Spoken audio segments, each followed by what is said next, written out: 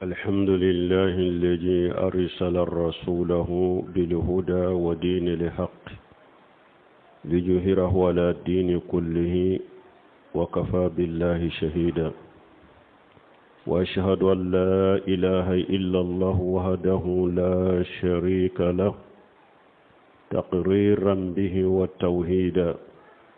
وأشهد أن محمدا عبده ورسوله صلى الله عليه وعلى آله وسلم تسليما مجيدا. أما بعد، أيها الناس اتقوا الله واعلموا أن الله أجل وجل باس نبيه محمد صلى الله عليه وسلم بجوامع الكلم وخصه ببدائل حكم، فربما جمع أستات الحكم والعلوم في كلمة واحدة أو سطر كلمة. ومن ذلكم قوله صلى الله عليه وسلم: اتق الله حيث ما كنت واتبع السيئة حسنة تموها وخالق الناس بخلق حسن. رواه الترمذي وقال حديث حسن. الله تنو مسمي نايا كان نبي نيوماتشي ni dina ni doni nafamaye ani dina puruka ka dina bange dina be sanfe afa ala wasara sere bagaye ambe sere ya mashite minni bato la makka kani ala kelempe ute je nyogonte ala la ambo ofo nandale mbola ambo ofo ni tauhidi fana ambe sereya ko muhammadu wala ka jondo ala ka cidendo kisini nema baka anaka dunke wana ka shego ala ku kisi min jidilendo kosobe no temena ka boy hadama dew ay siralanye masamin korota lendo akado ko ala ayaka nabi nyuma chiminye muhammadu ala ka tanuna kisi baka ala ya ci ka kuma caman fara ɲɔgɔn ka kuma kelen kɔnɔ k'o kɛ a ye ani ala ye ciden kɛrɛkɛrɛya ni hikima ani kodɔn k'o d'a ma a ka ca ciden bɛ kiiri caman ani dɔɔni caman a b'u fara ɲɔgɔn ka kuma den kelen kɔnɔ o ma k'u bɛ kuma den tilancɛ yɛrɛ ala y'o kɛ ciden ye a bɛ kiiri caman fara ɲɔgɔn kan kuma den kelen kɔnɔ dɔɔni caman a b'a fara ɲɔgɔn kan kuma den kelen kɔnɔ u bɛ kuma tilancɛ yɛrɛ a bɔ o la ciden ka hadisa do hadisa in a ma fulana ka bɔ mu'aju ibn jabal de bolo ciden ko ittaqillaha haysuma kunta واتبع السيئة الحسنة تموها وخالق الناس بخلق حسن. كيرن كوني حديثين كونو akoy isira alanye ibe yoro ni ye bara jugu ke bara nyuman tugu ala bara nyumay na bara jugu in touché ika mogo jogo nyogonya ni jogo nyumay balmanni hadisa ba hadisa fule aka kuma ukasuru me hadisai mana kabwa mana kaddu washiya kan fula be hadisai na washiya sabade ba kono me fula yimbe dilole be hadamade ani dambaga ala o washiya fula dilole be ini ala de ce wasiya kan sabana obe ini alaka danfe wunce wasiya kan fulo ci denye wasiya ka ko ittaqillaha haysuma kunta ko ni be yoro isralaje balman ko alanya siranya wode alaka wasiya kanye folo mo ni laba mo be wala gadi wasayna allazina utul kitaba min qablikum wa iyyakum an ittaqullah ala ko alaye mogo nyamariya kitabu dira mogo munu maawunye ko alaye wulu nyamariya ani aw yere ciden kamanton abbe kasiralanye donc ala yasiranya gorobali imtisali awamirillah wastinabi nawahihi alay nyamirani minna kake ayi fatanya kabo minna katoye a gorobali yeninde me minye sarafu salihu mana chama ani koro chama temena ubolo alanya siranya la ibn abbas aleko at-taqwa المتقون ابن عباس كو المتقون الذين يحذرون من الله وعقوبته عبد الله بن عباس ako alla nya serenya bawo ye mogo munu nye ko munu mbu yere koroshi alama ani alaka janga kata ibn abbas ko alla nya serenya ninde mana hada made ala mimbe ala dimi koro ani alaka janga kata a ikabarashi do bilayno cede kire koloshi alama ikanado alaka gasila kire koloshi alaka janga katama ninye abdullah ibn abbas ali hasan al-bashari ale fana ko ale siranye jumaye ako at-taqwa al-muttaquna alladhina taqaw ma harama Allah wa abdu ma farada Allah ali hasan al-basri fana ko ako ale siranye jumale siranye bagawiye mogode munu ni alaye min haramu ya uka uya toye alaye min farda ya uka uyoke ali hasan fana ko alaye siranye ninde umar ibn abdulaziz ale ko alaye siranye munya ko laysa taqwa بشيام النهار ولا بقيام الليل ما تقليت فيما بين ذلك ولكن التقوى ترك ما حرم الله وآدى ما فأفترض الله ومن ورجغ بعد ذلك خيرا فهو خير إلى خير عمر بن عبد العزيز ko alanya siranya tede ko telefela la nebe su fela la fanambe sun joli ke kanafila ke alay ani ko munun nyagambilembe nunu ni nyogonche akon ninti alanya siranya yokoy wala nya siranya yede alaye min haramu yaika otoye alaye min farada ya ika ikoke wala ni alayi ewa igarjage hera wore kelila nunun kofe hera farala heraka kalaka fardaudi kalaka haramu ko toye ودي على سرناي وقال تلقي ابن حبيب فنكو اكو على سرناي مونيه انت عمل بتات الله ترجو ثواب الله انت عمل بتات الله على النور من الله ترجو ثواب الله وانت ترك ماشيات الله على النور من الله تخاف عقاب الله من تلقي ابن حبيب افنكو على سرناي مونيه ko ika ala bato ke noroka mana ika ala bato ke be bato minke aka soro delela debi ka bato bela o kofe ki jigida ala kasaraka akofana ika ala soso ye katoye noroka ala soso mindi dela be boloko ala yeni haramu ya ika ala soso toye donika ani nibe sira ala ka janga katakoro tergibun habibu fana ko ala senanya ninni ميمونة ابن مهران أقول التقوى المتقي الصد محاسبة لنفسه من شريك الشهيه لشريكه من ميمونة ابن مهران أقول ألا ينسرن يبقى كو أبا يري كلوشي كو سبه كتمي جنيغن فلانا جيلن بن نفولو لا إني من جيلن بن نفولو لا بغيلو دو تغمانجلي دو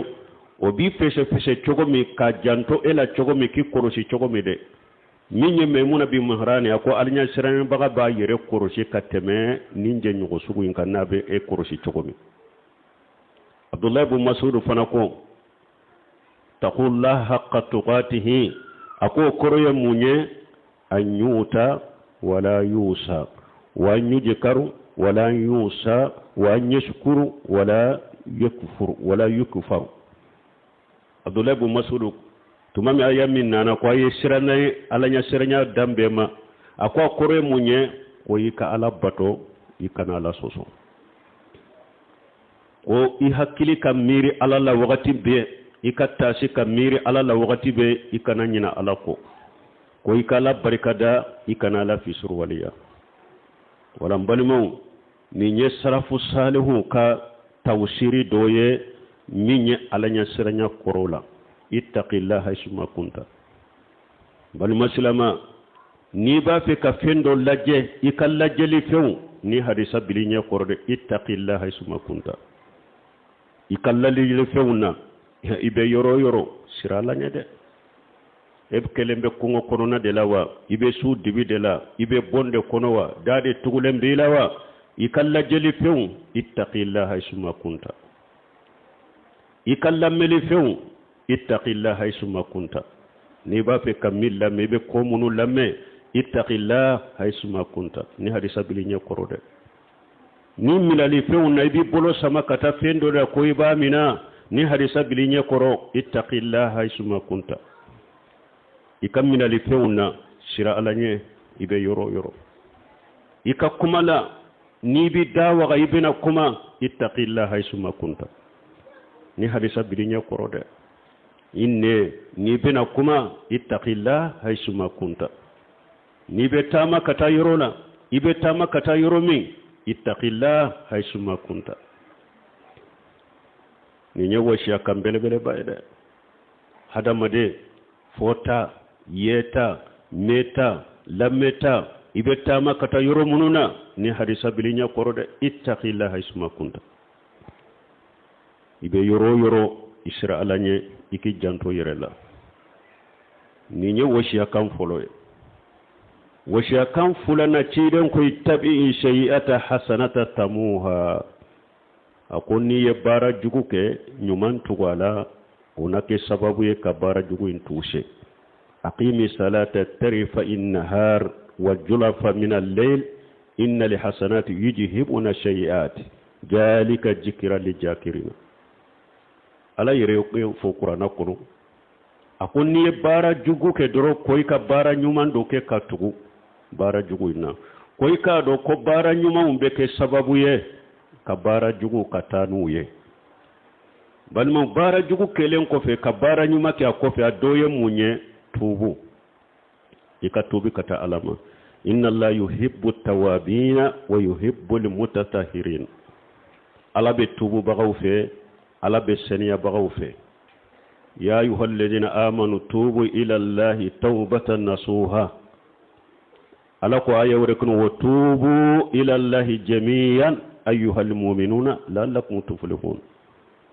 ala ko be ka tubi kata alama mu'minu wonake sababu ye anani yoro soro donc bara jugo kelen ko fe nyuma min kanka tugola doye munye ikatubi kata alama bara jugu kelen ko fe fara ika bara nyuma oke obo tushe ciden ko salawatul khamus wal jumu'atu ila jumu'ah wa ramadanu ila ramadana mukaffiratu lima bainahunna ila ustibati kaba'ir ciden ko farla salli duru min ni bake ka salli jumani jumace sungalo ni sungalo ce ciden ko nunun beke sababu de tika junubu mushe tushe ka boyla ni yere koroshi junubu bawla ciden ko al umratu ila al umratin kafaratu lima bainahuma ako al umrani al umrace ubeke sababu ye junubu min temina uni nyogonce obo tushe ka bo ila wala bara jugu kelen ko fe nyuma unke nyuman tole munye bara jugu ko fe ka tubi kata alama o ko fe be farda salli duru munun salli ibe juma salli munun ke ibe sungalo sum munun ke ibe ali umura munun ke sinji tugu munun fe mo fe nye bara nyuma de minye jugu man kelen ko fe ni bara nyuma ke bara nyuma imbe ke sababu ka bara jugu intushe ninye woshiya kan fulanay ciden bolo sallallahu alaihi wasallam maju ko hadisala donc ni woshiya kan fulan min fulan ninye nunun dilombe hada maden ni tigi ala cede nunun bi ni tigi ala de ce dam masa ala ni woshiya kan fulan bi ni ala cede woshiya kan sabana ciden ko wa khaliqin nas bi khuluqi hasan ika hada maden jogo nyogonya ni jogo nyumai balma ni fana be mo chama mina mo chama nyana ni ala batola ngane doro ini ayini ala che iyonye doro hada made hakke ni jogo nyuma kisekele ito swala afule silamiya kono abe batola me ninye ani hada maden che jogo nyuma kisekele te abe mugo torona nenye abe mugo torana ka kewalaye abe mugo toro sigi nyogonyala sigi nyogon jugudo abe mugo toro je nyogonyala sugu kono abe mugo toro jogo nyuma kisekele tala barate ko hada made kote ko inini ala ini itigi ala che ikonye ika sigitede ay ko wore bi ka koy ini hada made wunte I jogonye de wodi ato cide nyofo siya kan sabanana wa khaliqin nas bi khuluq hasan ciden ko ahsan ciden ko akmalul mu'minina imana ahsanuhum khuluqa akum mu'minu la mu'minin min kalli man yadda falendo kateme be kam min jogo kany jogo nyumantigi awa hadisa do la ciden ko yomal qiyamah do awla mugumunum gerelembe ne alala arjanna kono arjanna sawla ahsanukum akhlaqa munun jogo kany ulude gerelembe ne cide na sallallahu alaihi wasallam cide nyode fo mugumunun jogo kany ode be gere alela ulude gerelembe alela arjanna kono jogo nyumam be wa ko sabade kono kaful aja hada made I tora mina kabo hada madun toma innen tora mina kabo hada madun toma mogo kakisi kabo innen toroma al muslimu man salima al muslimuna min lisanihi wa yadihi kire nyode fo ko silama dafale nyede silama min ni silama to kisira kabo innen toroma ani kabolo toro kafulaja ika toro mina kabo mogoma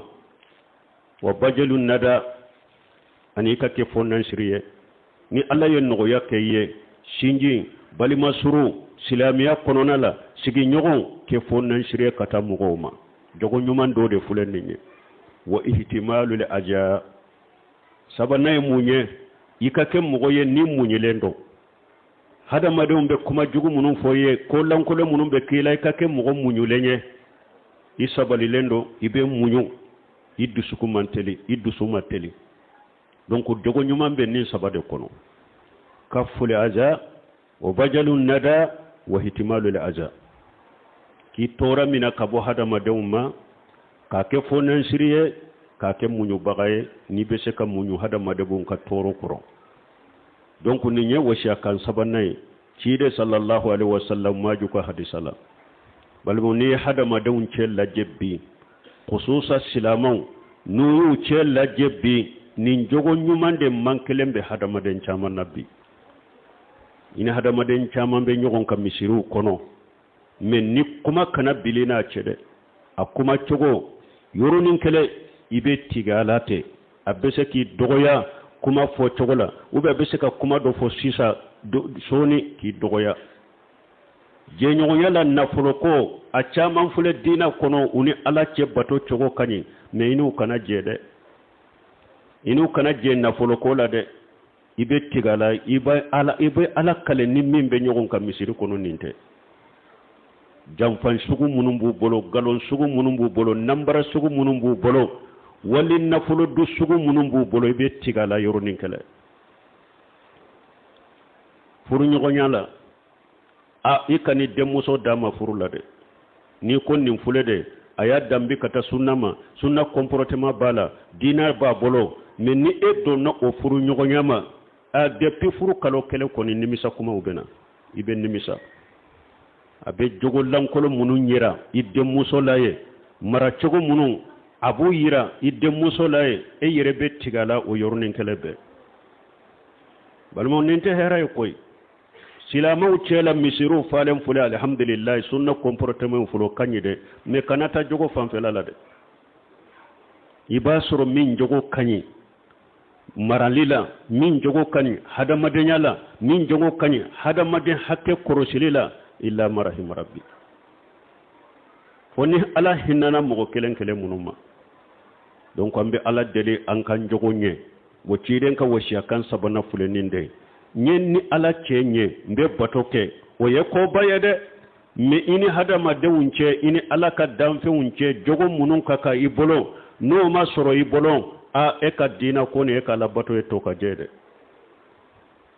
hadama de hakke koloshi de ikake jogo nyuman tigiye hadama de wunce la kuma cogo wula bara cogo wula kewale wula sigi nyogonya wula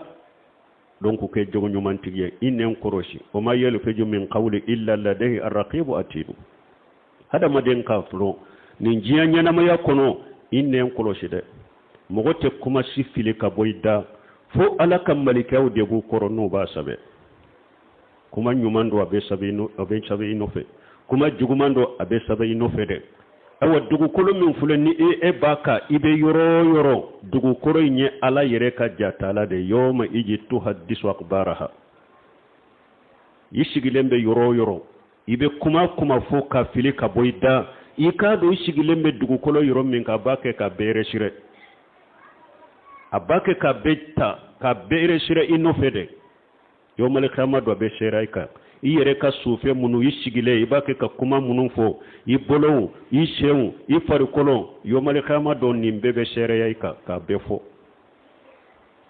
donc hadama denka ni hadisa bilinye koro ikumato ni hadisa bilinye koro ibe kala jeli faun ni hadisa bilinye koro ibe tama kata yoro mununa ni hadisa bilinye koro ibe bolo sama ka munum bina ni hadisa bila inye koro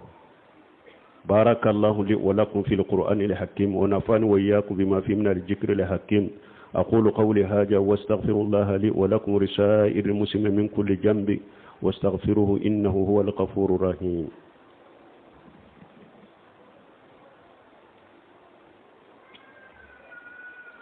الحمد لله رب العالمين والصلاة والسلام على نبينا محمد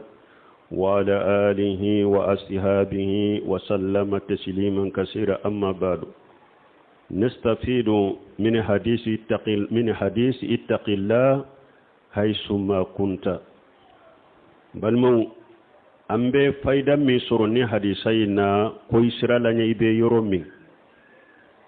التقوى المؤانية هي التقوى الله في شر وعلانيته حيث يراه الناس وحيث لا يرونه وكان النبي صلى الله عليه وسلم يقول في دعائه اللهم إني أسألك خشيتك في الغيب والشهادة بل من ني حديثا من فلان ني حديثا من كوكوي سير على ني بي يورو ام بي فايدا ني نفا من سرني حديثا لام بل من Kurana kono yoro dola la bafo ayesira lanye Kurana kono yoro dola bafo ayesira tasumanye Kurana kono yoro dola la bafo ayesira qiyama donye alako Kurana kono fattaqun nara allati waquduha an-nas wal hijarat uiddat lil kafirina yoro dola la ko ayesira tasumanye de tasumami ni aleka mene feunye hadama dewnde ani faraw nin tasuma ni ala ya bila kafiru denye ni yorola ala ye siranya nyisagi kata tasuma de ma ko anka sira tasuma ye yoro dola ala ye siranya bila kata qiyamama wattaqu yawma turja'una fihi ila allahi summa tuwaffa kullu nafsin ma kasabat wa hum la yujlamun yoro dola la ko wattaqu yawma akwaye sira donye turja'una fihi ila allahi domina bebe sagi kata alama summa tuwaffa kullu nafs bima kasabat wa hum la yujlamun wa kofi ala bin nin kele sara iye min ke ninjiya nyana ma yakono ala bi sara la te mosi tonyo yama ni ayala siranya ala ya sagi kata qiyama de manka sira qiyama donye aya wore kun ala ko wattaqu yawma la tajji nafsu an nafsi shay'a akwai sira donya de dommi hadama den shite ni be se ka fenya yi nyona hadama den wore bede ka kunko bi bolom balima donc ni alanya siranya ambe fayda min surala alanya siranya min ni ciden kamba ma ikasira alanya gundola ikasira alanya bangela mogo nyabi la yoromi o sira alanya mogo nyati la yoromi sira alanya ورياتو أتنبتشيرين كدواو كنو اللهم إني أسألك خشيتك في الغيب والشهادة نتيجي على بيدلي إكي على إكا على سرنيا دينما غندوني بانغ بلا شيرين تنبلا دليل نادي اللهم إني أسألك خشيتك في الغيب والشهادة على بيدلي ika asiranya iko okinye mbe gundolawo mbe bangelawo mogo nyaabe na yoromi mogo nyaate na yoromi yo ika kinye nimbe sira e alanye donc anka sira alanye gundono bangela mbalimo ni hadisa ni nya hadisa baye hada madenka jiya ko be lagara ko be fota ni keta anya fo chogomi ani minata ni hadisa bilinya korode ambe ala jede ala kanke alanya sernya bagawe ambe ala deli ala kanke mogoye mogo mununye jogo nyuguman tigi wuye nu ubese ubolo ukoro ubese ushe ukoro ubese unye ukoro ubese utile ukoro ubese unnen koro ala kanke o mogoye ربنا آتينا في الدنيا حسنة وفي الآخرة حسنة وقنا عذاب النار ربنا لا تزغ قلوبنا بعد إذ هديتنا وهب لنا من لدنك رحمة إنك أنت الوهاب اللهم اجعل الإسلام والمسلمين وأذل الشرك والمشركين ودمر أعداءك أعداء الدين برحمتك يا أرحم الراحمين وآخر دعوانا الحمد لله رب العالمين.